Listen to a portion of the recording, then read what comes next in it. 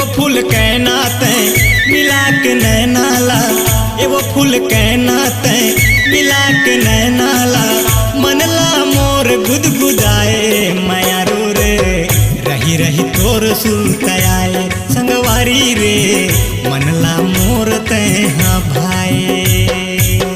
एगो फूल के नाते मिला के नैना ला, एगो फूल के नाते मिला के नैना ला, मनला मोर गुदगुदाए मायारो रे, रही रही तोर सुतयाए संगवारी रे, मनला मोर तैहा भाए।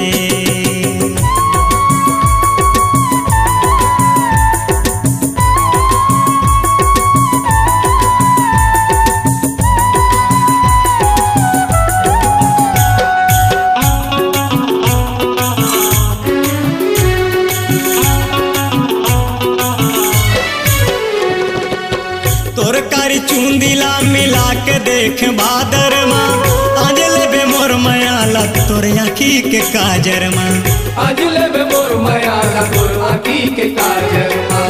तोर कारी चूंदिला मिला के देख बादर माँ, आज लेबे मोर मयाला तोर नैना के काजर माँ, आज लेबे मोर मयाला तोर नैना के काजर माँ।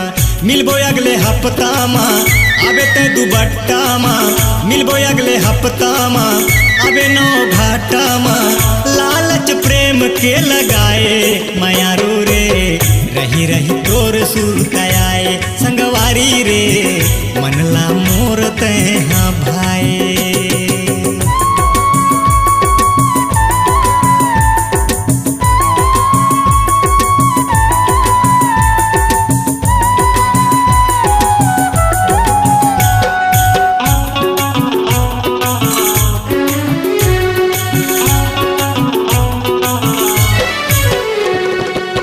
तही मोरा धार हवच ये जिंदगी लजिए के, नहीं तो दिखा दे मोला रास्ता गमला पिए के, नहीं तो दिखा दे मोला रास्ता गमला पिए के।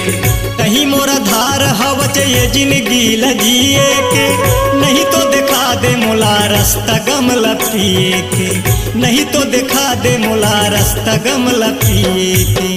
माया के सागर माँ चंदा उगे बादर माँ, माया के सागर माँ चंदा उगे बादर माँ, मन के दिया ला जलाए मायारो रे, रही रही तोर सुतयाए संगवारी रे, मनला मोर गुदगुदाए।